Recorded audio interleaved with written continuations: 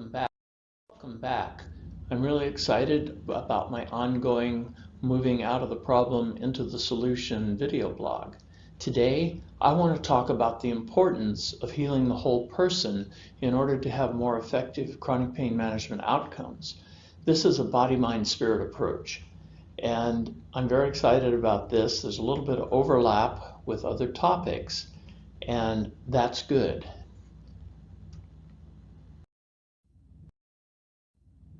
So if this is your first time, a little bit about me. I've been working with people since 1984 with chronic pain and coexisting problems, but I've been living with my own chronic pain and trauma history since 1982. I've learned the importance of a biopsychosocial spiritual body, mind, spirit approach, and I often have to practice what I teach. What a bummer. But no, seriously, it serves me well. I'm very excited to share this information with others. So when we talk about healing the whole person, many people with chronic pain are only getting symptom management, and there's a lot of things that factor in that aren't being addressed. So they think for the chronic pain, all I need to do is find the right pill, the right shot, the right pain management procedure, the right surgery, and everything will be fine. And for certain people, that's absolutely accurate. But for other people, especially when they have some medication management problems, including a substance use disorder, that may not be effective. And also there's psychological problems, and there's a lot of different ways this comes in. Unresolved trauma, depression, anxiety, sleep disorders, anxiety disorders, just to name a few. For most of the people I've served, by the time they get to me, they have tried a lot of different things and didn't get really good outcomes from a lot of them. Or if at first they did and then they stopped working. There's also the psychosocial issues that need to be addressed. You know, how the person interacts with friends, family, and community. And finally, it impacts people's spirituality. It's like it backs them off from achieving their spiritual values, practices, and principles. All of this gets together to lead to a lower level of functioning and sometimes a very dismal quality of life. So a lot of people have to really address all these areas for healing the whole person.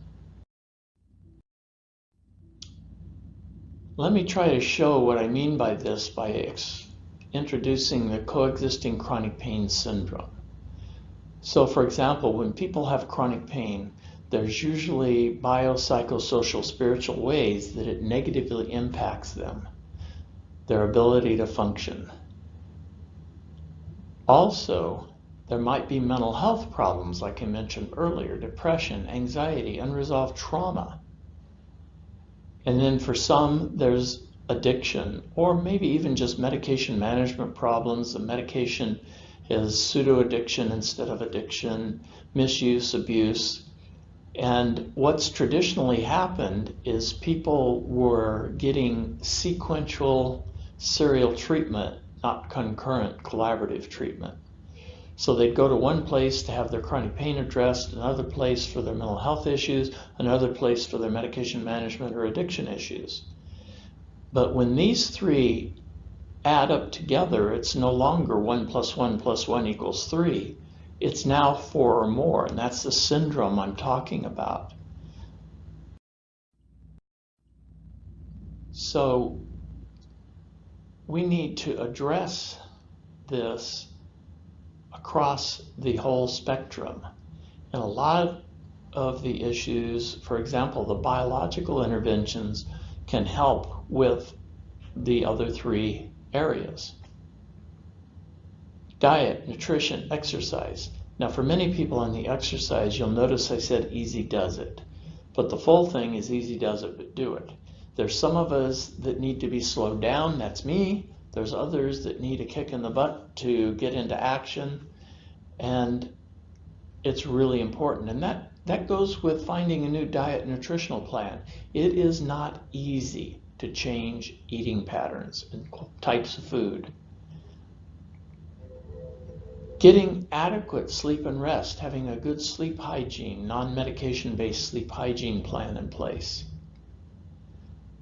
The activity pacing and not avoidance. A lot of people get into anticipatory pain reaction and are afraid to do anything with the fear they're going to flare themselves up. And if you do need to be on medication, especially for those of us that are in a recovery process, it needs to be a recovery friendly, making sure that the medication management plan is user friendly. There's other modalities besides just pills, shots, procedures, and surgeries. Hydrotherapy, massage therapy, yoga, acupuncture, chiropractic, to name a few. Evoking in a body a relaxation response, breath work, visualizations, hypnosis, self-hypnosis, which I'll mention near the end of today's presentation.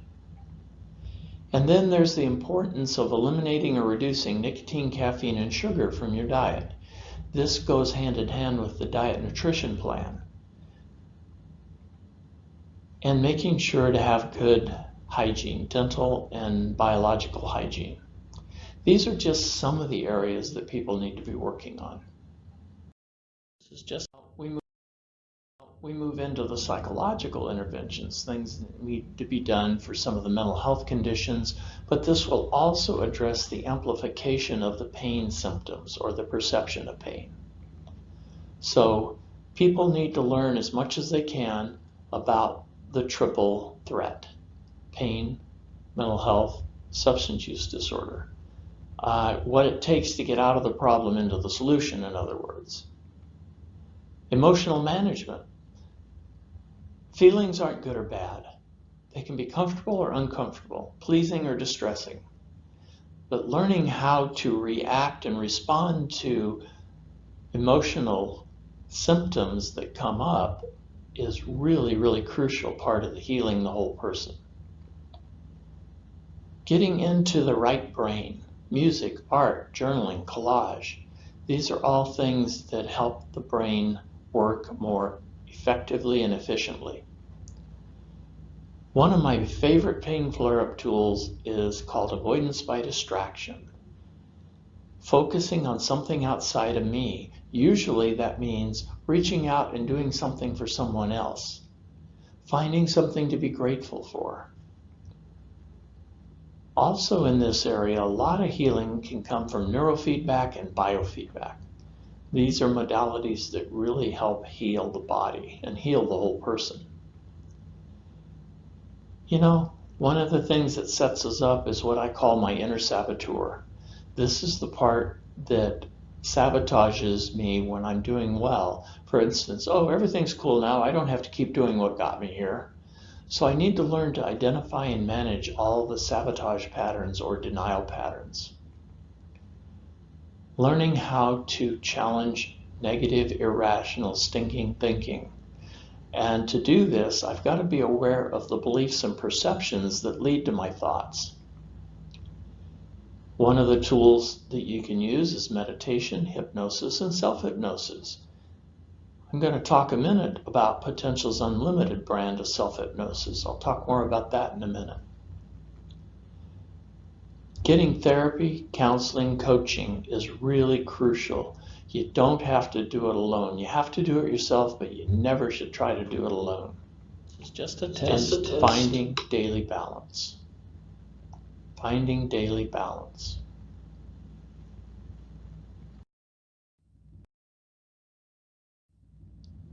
Now, in the social area, you know, there's been damage to people's relationships with friends, family, and community. So some of the things we need to look at is there's some people that are enabling me. They might be friends, they might be family members. Need to make a decision about what is a real friend. And if it's a family member that's causing enabling or distress, you may need to take a vacation from them for a period of time. And while you're doing that, get some healthy support, self-help meetings, chronic pain support groups, Chronic Pain Anonymous, Pills Anonymous perhaps, but a like group of people who are dealing with the same kind of issues you are. so you don't have to feel alone.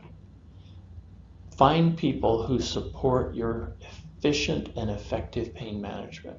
People that won't you and people that won't shame and blame you.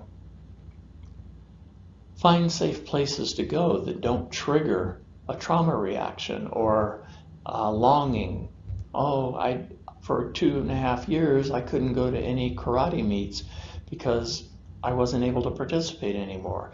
Finally worked through that grieving process, and today it's really fun. I can do that again. Having fun with others. One of the big things that happens for a lot of chronic pain patients is they move into what I call a chronic pain trance and they isolate. So learning how to get out of that pit and get into interactions with other people and have some fun is really important. For some of us, we've wrecked relationships, friends, family, community, and we need to clean that up. We need to learn how to connect with friends and family in a healthier way. And we need, most importantly, to learn how to set assertive limits and boundaries and start being more proactive with other people. And sometimes we need to learn to say no when we mean no and saying yes when we mean no. It's really important to be congruent. We need to have positive, effective communication, especially with people close to us, our friends, our family, our coworkers. These are some of the areas that need to be worked. Next is the glue that holds it together, the spiritual interventions. And there's a difference between religion and spirituality. I'll cover that in a different presentation. But it's finding balance. For me, finding balance in nature is really important. Spending time at the ocean, in the mountains, in quiet places where I can have solitude is really important for my spiritual connection. Prayer on my own or with other people. I need to practice a consistent series of meditations. I like to start my day with meditating. It makes a big difference. Sometimes when I don't, I'm halfway through my morning and I'm feeling edgy and I didn't meditate this morning. That's why I'm not centered. And for those of us that are working recovery programs, especially for those that are in 12-step programs, working the 12 steps can be really good. Chronic Pain Anonymous has its own 12-step program. Secular recovery, rational recovery, for those that want a non-theistic version of healing. Loving yourself and self-forgiveness. This is absolutely important to healing and moving away from suffering. Having faith in a higher power. Making sure to develop your own spiritual practices. And sometimes it'll be with yourself, and sometimes it's really important to do it with other people. And finding religious or spiritual activities with other people. Again, it's going to vary from person to person. I mentioned several times Potential's Unlimited, self-hypnotic, CD, or MP3. The topics that I've used most often personally and with other people is the titles are pain relief, relaxation, stress relief, insomnia, self-healing, stop smoking. Another one that's not up here is relieving stress and anxiety. And there's other titles as needed. These are some easy ways to help the brain and body heal. Again, the importance of healing the whole person. And the reason this is important is because the whole person is impacted. We need to be developing a plan, and I see the spiritual as the glue that holds us all together. Bio, psycho, social, spiritual. I want to invite you to have a call to action here so you can move onward and upward with hope. So I challenge you to take a moment to write down some of the most important things you learned about yourself or learned by going through this presentation.